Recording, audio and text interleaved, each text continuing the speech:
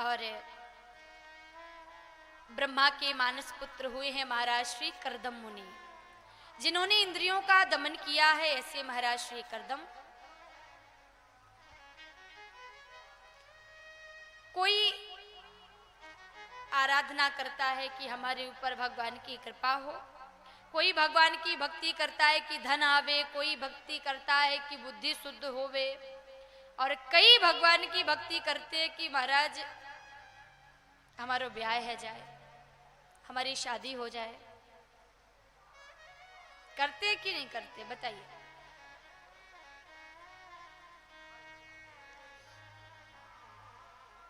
आज महाराज श्री करदम जी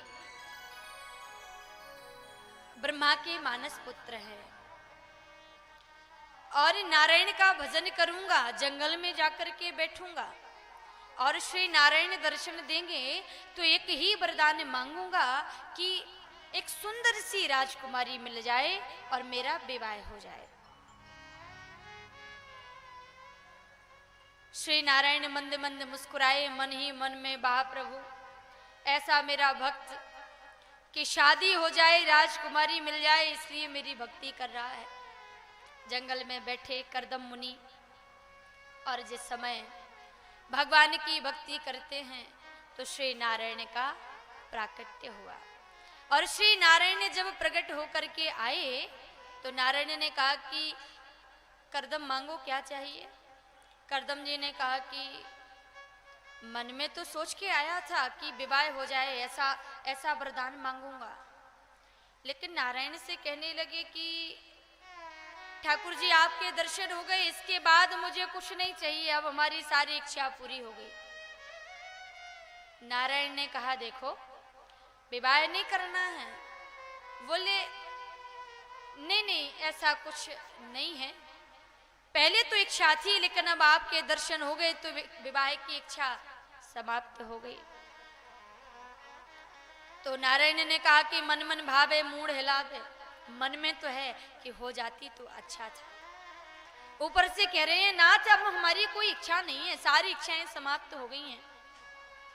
नारायण ने कहा कि करदम वैसे मैं सुंदर सी एक कन्या को देख करके आया था, इच्छा हो तो मैं विवाह भी करा दूंगा, पक्का तो करके आ ही गया हूं।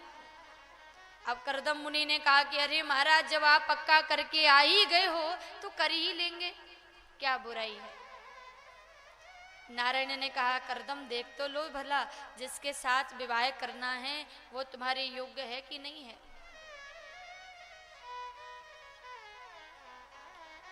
जिसके साथ हमारा जीवन व्यतीत होना है वो हमारी अर्धांगिनी बनने योग्य है या नहीं है। आज महाराज श्री करदम जी मनु महाराज के यहाँ पहुंचे। भगवान श्री मनु की 5 संतानें, आकृति, देहुति और प्रसूति, 3 कन्याएं और 2 बालक, प्रियव्रत और उत्तानपाद। आज आकृति का विवाह रुचि प्रजापति के साथ हुआ, देहुति का विवाह करदम मुनि के साथ होने जा रहा है। करदम मुनि आए, सामने मैया देहुति को आते देखा, मन ही मन में प्रसन्न होकर के वंदन कर रहे हैं। अपने हाथों से आसन लिया और महारानी देहुति के लिए करदम मुनि ने आसन लगा दिया। अब देखिए जिसके साथ हमारा विवाह होना है, जो हमारी पत्नी बनने वाली है, और उस पति के द्वारा पत्नी को आसन दिया जा रहा है, तो पत्नी का दायित्व तो क्या बनता है आप बताइए। पत्नी को क्या करना चाहिए। अच्छा एक बात बताओ माताओं, यदि आपके पति आपको सुंदर सा आसन लगा दे और कहे कि देवी आप इस पे बैठिए, मैं यहाँ नीचे बैठ जाऊंगा, तो आप क्या करेंगी, बैठ जाएंगी।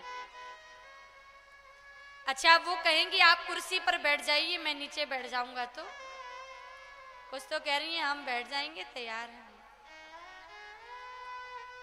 आज माता देवती के सामने परीक्षण काल है।